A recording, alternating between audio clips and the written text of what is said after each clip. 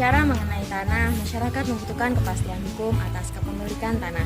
Sebelum adanya jaminan kepastian hukum atas kepemilikan tanah, seringkali muncul terjadinya sengketa dan perselisihan di berbagai wilayah di Indonesia.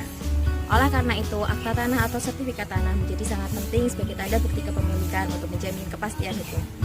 Maka dari itu, pemerintah melalui Kementerian Agraria, Tata Ruang, Badan Pertanahan Nasional atau biasa disebut Kementerian ATR BPN melakukan pendaftaran tanah di seluruh wilayah Indonesia di luar kawasan hutan. Kegiatan pendaftaran tanah meliputi yang pertama pengukuran, perpetaan, dan pembukuan tanah. Yang kedua pendaftaran hak-hak atas tanah dan peralihannya. Yang ketiga pemberian surat-surat tanda bukti hak yang berlaku sebagai alat pembuktian yang kuat. Pendaftaran hak-hak atas tanah terdiri atas dua cara. Yang pertama yaitu pendaftaran tanah secara sistematis dan yang kedua pendaftaran tanah secara sporadis.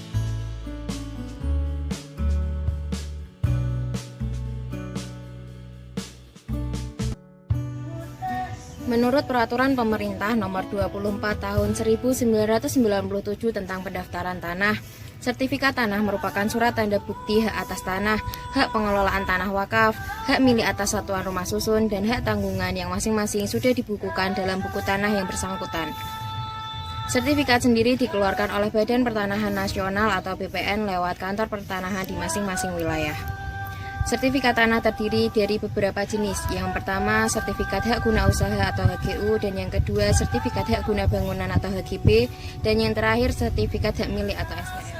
Adapun untuk SHM hanya diperuntukkan bagi warga negara Indonesia, sedangkan untuk HGU dan HGB diperbolehkan dimiliki oleh warga negara asing dalam jangka waktu tertentu.